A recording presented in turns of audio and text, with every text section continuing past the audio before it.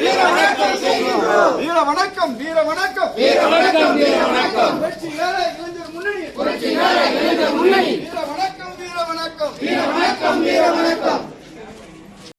இன்று இயற்கையுடன் இணைந்திருக்கிறார். அந்த வகையில் போட்டி இல்லாமல் இருக்குதான் நல்லது. நாம் கலந்திருக்கின்ற புரட்சிகர இளைஞர் முன்னணி சார்பாகவும் தமிழ்நாடு மார்க்சிஸ்ட் இளைஞர் கட்சியின் சார்பாகவும் ஆழ்ந்த இரங்கலை தெரிவித்துக் கொள்வதுடன் அம்மையாருக்கு இரங்கல் கூட்டம் நடத்த அசோகன் அவர்களை தலைமை தாங்கி நடத்தி கூறுமாறு கேட்டுக்கொள்கிறேன்.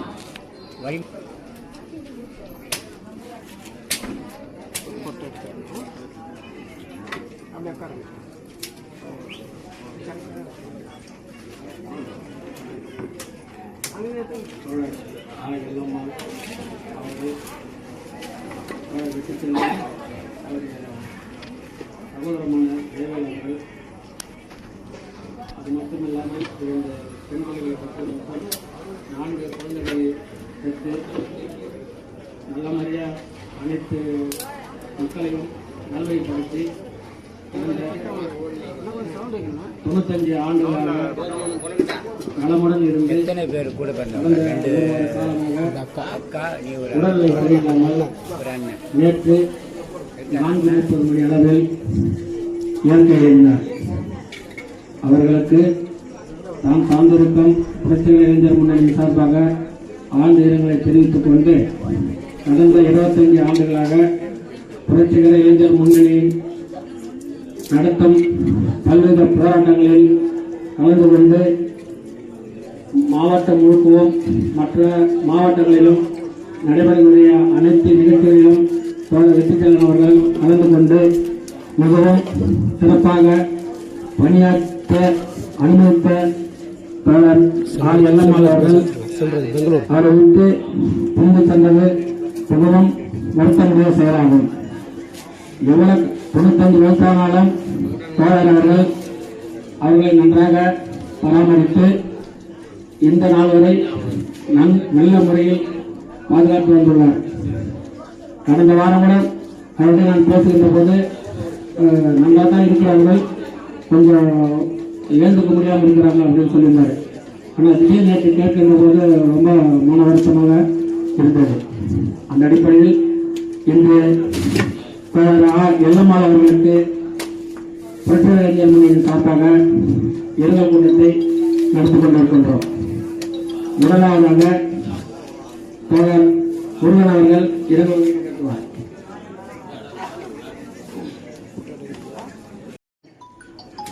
பேரவையின் குடும்பத்தாருக்கு என்னுடைய புரட்சிகர இளைஞர் முன்னணி சார்பாக ஆழ்ந்த இரங்கலை தெரிவித்துக் கொள்கிறோம். அம்மா எல்லம்மாள் தோழர்கள் இந்த சமுதாயத்துக்கு ஒரு சிறந்த மகனை பெற்றெடுத்து சமுதாயத்திற்காக அர்ப்பணித்துள்ளார் அவர். இப்போ பார்த்தீங்கன்னா வீட்டில் நம்ம தாய்மார்கள்லாம் பார்த்தீங்கன்னா குழந்தைகள் வளர்க்கும் போதே எப்போ வரீங்க அங்கே போறீங்க, நம்மளுக்கு எதுக்கு ரொம்ப உஷாராயிடுங்க, எனக்கு சண்டை போடாதீங்க அப்படின்னு சொல்லி தான் வளர்ப்பாங்க. ஆனால் நம்ம தோழர் வந்து ஒரு பிள்ளையை பெற்றெடுத்து சமுதாய பணிக்காக, மக்களின் பிரச்சனைக்காக, அன்றாட வாழ்வு பிரச்சனைக்காக வீடு நின்று போராடும் அளவுக்கு ஒரு குழந்தையை பெற்று இந்த சமுதாயத்துக்கு கொடுத்திருக்கிறார். இது யாரும் செய்ய முடியாத ஒன்று. இன்றைய அரசியல் சூழல் பார்த்தீங்கன்னா யாருமே மக்களுக்கு சேவை செய்யறதுக்கு வருங்க, யாருமே எந்த கட்சியிலும் வரல. ஆனா பொறுப்பா பாத்தீங்கன்னா நாங்க என்னுடைய புரட்சிகர இளைஞர் முன்னணியோட எவ்வளவு பணம் கொடுத்தாலும் யாரும் வந்து அவ்வளவு ஈஸியா ஏமாற்றிக்கிட்டு முடியாது. பெரிய பெரிய கட்சியில் எல்லாம் பாத்தீங்கன்னா கோடி கோடியா சம்பாதித்து ஆசைப்பட்டு இந்த கட்சியில் அந்த கட்சிக்கு போலாமா, அந்த கட்சியில் இந்த கட்சிக்கு போலாமான்னு இன்றைய ஒரு மனசூழல் தத்தெடுத்துக் கொண்டிருக்கிறார்கள். எந்த கட்சிக்கு கொள்கை கிடையாது, கோட்பாடு கிடையாது. இப்படிப்பட்ட சூழ்நிலையில அம்மையார் இருந்து ஒரு மகனை பெற்றெடுத்து இந்த சமுதாய வளர்ச்சிக்காகவும் மக்களின் அன்றாட போராட்டத்திற்காகவும் ஈடுபட்டு இன்னொரு காசு வளர்த்து இவ்வளவு பெரிய மனித மாணிக்கமாக வளர்த்த அந்த அம்மையாருக்கு என்னுடைய புரட்சிகர இளைஞர் முன்னணியின் சார்பாக ஆழ்ந்த இரங்கலை தெரிவித்துக் கொள்வோம். நன்றி, வணக்கம்.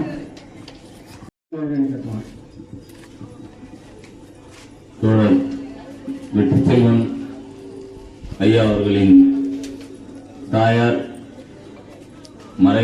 மறைவு என்பது அவருக்கு ஈடு செய்ய முடியாத ஒன்று என்றாலும் இயற்கையை யாரும் வெல்ல முடியாது என்பதற்கு இதுவும் ஒரு சான்று.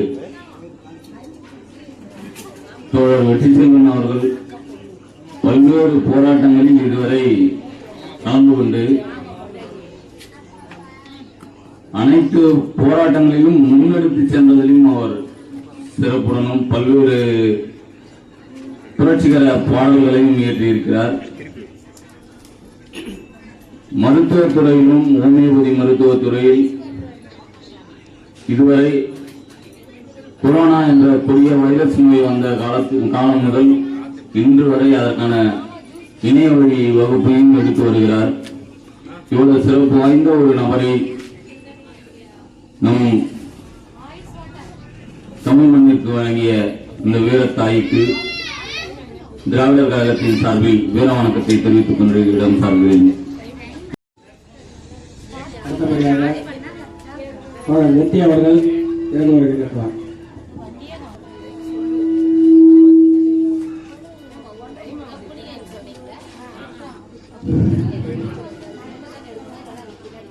வெற்றிச்செல்வன் அவர்களின் அம்மா அல்லாமா அவர்கள் இன்று 95 ஆண்டு வாழ்க்கை நிறைவு செய்து நம்மளை எல்லாம் வாழ்ந்த துயரத்திலே நிற்க வைத்து செய்திருக்கிறார். ஆழ்ந்த துயரத்திலும் இந்த சமூகத்திலே பிறந்த அம்மா தன்னுடைய வாழ்நாளில் 2 மகன்களையும் 2 மகன்களையும் பெற்றெடுத்து சென்றிருக்கிறார். வெற்றிச்செல்வன் அவர்கள்தான் இளைய மகன். அவரை ஒரு நல்லவனாக சமூக விடுதலையாக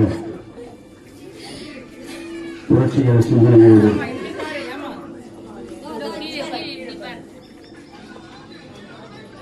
நீண்ட பொழுதில் பிரிவோர்க்கும் தாய் என் மகனை சான்றோன் என கேட்ட தாய்.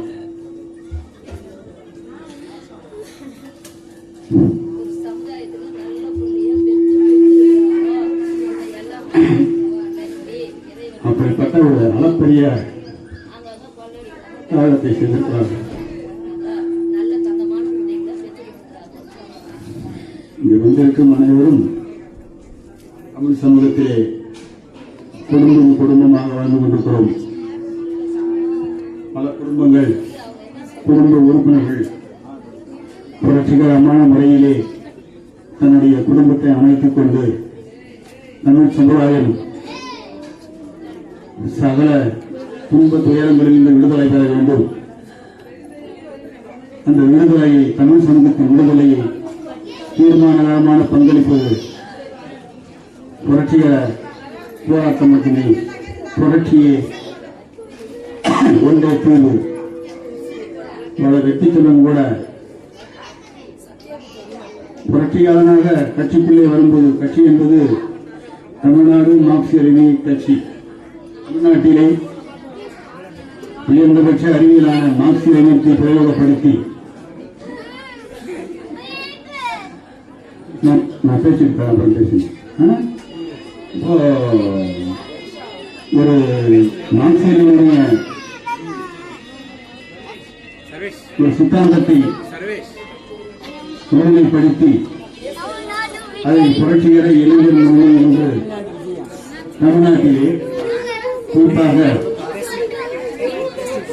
பாலக்காடு மாவட்டம், குறிப்பாக திருவண்ணாமலை மாவட்டம் இந்த வகையில் இன்று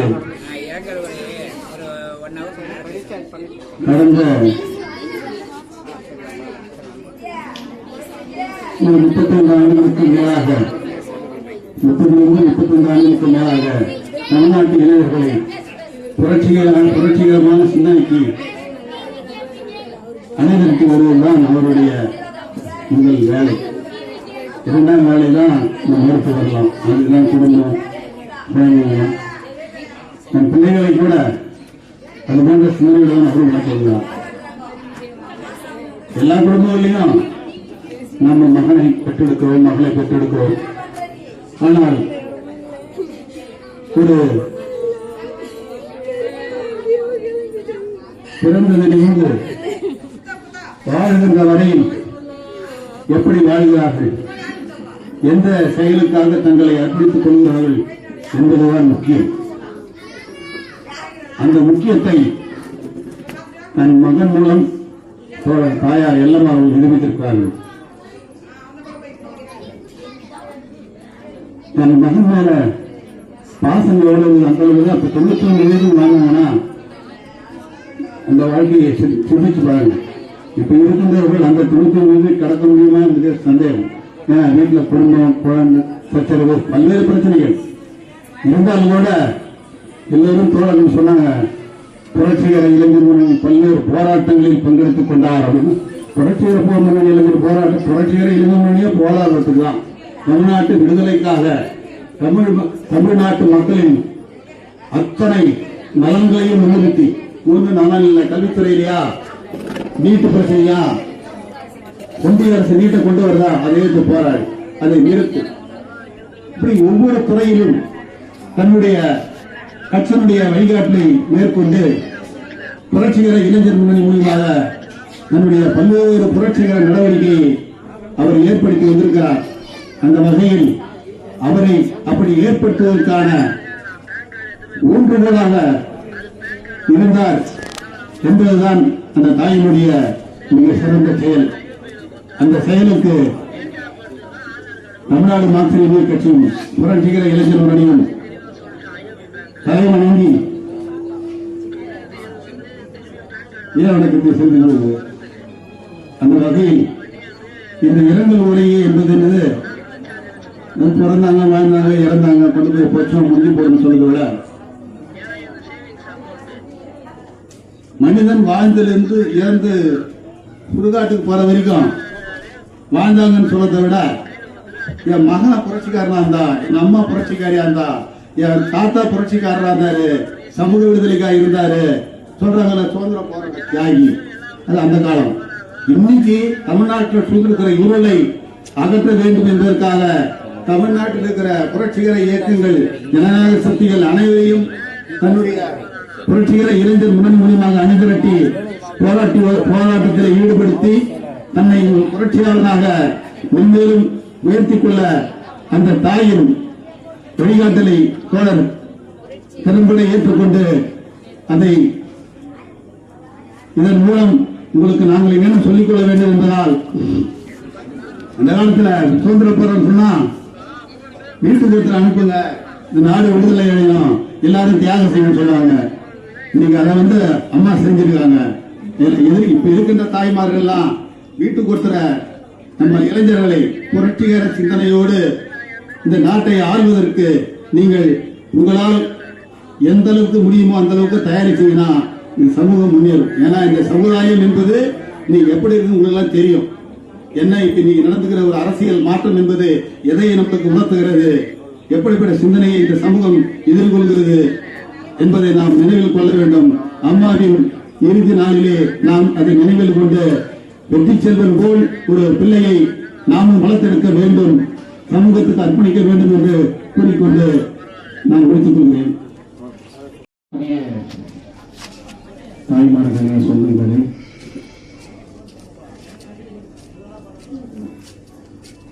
உறவு நமக்கு இவர் அண்ணன், இவர் தம்பி, இவர் மாமா, இவர் மச்சான், இவர் தாத்தா என்று சொல்லிக் கொடுப்பவர் முதலி தாய் என்ற மிகப்பெரும் ஆசிரியர் தாய் தான்.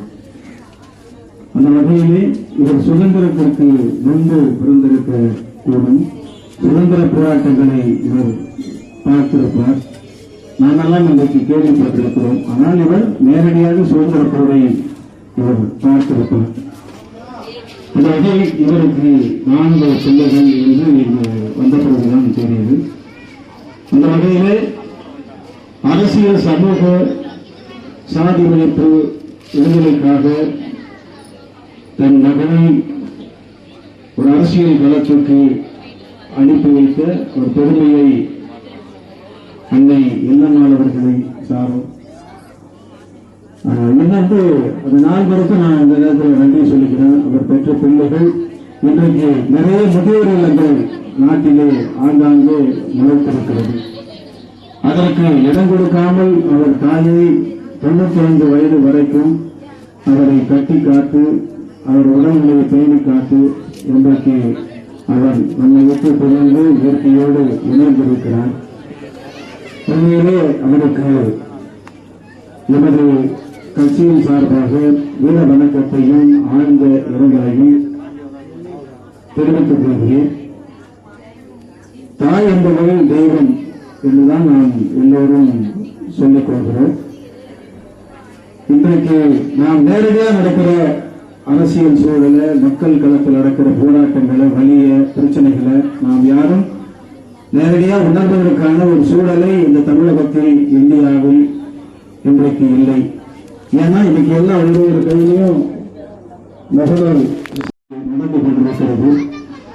அந்த சூழலில் மரணம் என்பது ஒரு போராட்டம் தான். 95 வரைக்கும் அவர் வாழ்ந்து இன்றைக்கு இந்த மரணத்தை அவர் வென்றிருக்கிறார்.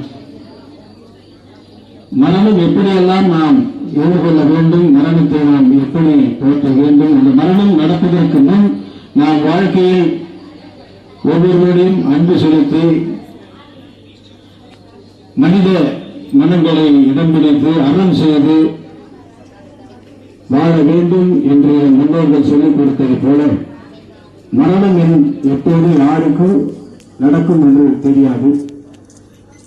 அந்த வகையிலே மரணத்தை குறித்து நான் ஒரு பாடலை எழுதியிருக்கிறேன். ஒரு சிறிய பாடல் தான்.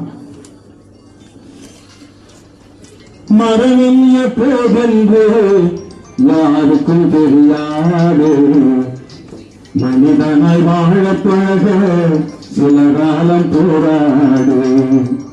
மனைவிக்கும் தெரியாது, மந்திரிக்கும் தெரியாது, மனசுக்கும் தெரியாது, மனிதனாய் வாழ பழகு என்பது.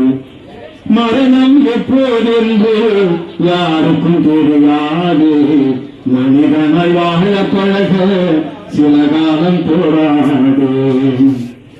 மரணம் காற்றை விட பலமானது, மனித மனங்களை காயப்படுத்தும் மாறாது.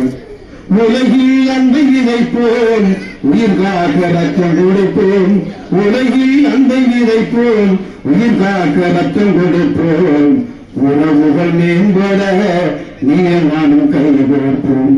உறவுகள் மேம்பட நீர் நானும் கைகோர்ப்போம். மரணம் எப்போதென்று யாருக்கும் தெரியாது. முடிந்ததை செய்வோம், முரண்களை களைவோம். முழு மனிதனாய் வாழ ஈகம் செய்ய போகிறோம். காலங்கள் நமக்கு சொன்ன வாழ்க்கை பாடம், காலங்கள் நமக்கு சொன்ன வாழ்க்கை பாடம். அதை நாம் புரிந்து நடந்தால் எப்போதுமே சந்தோஷம். அதை புரிந்து நாம் நடந்தால் எப்போதுமே சந்தோஷம். மரணம் எப்போதென்று யாருக்கும் தெரியாது. முடிந்ததை செய்வோம், முரண்களை களைவோம். கொலைக்களவு செய்வதை நாம் தவிர்ப்போம். குலப்பொருமை வழக்கங்களை நாம் விட்டொழிப்போம். சாவை கண்டு நீ பயம் கொள்ளாதே, சாவை கண்டு நீ பயம் கொள்ளாதே. அதை சரித்திரமாய் மாற்றணும் நீ தயங்காதே, அதை சரித்திரமாய் மாற்றணும்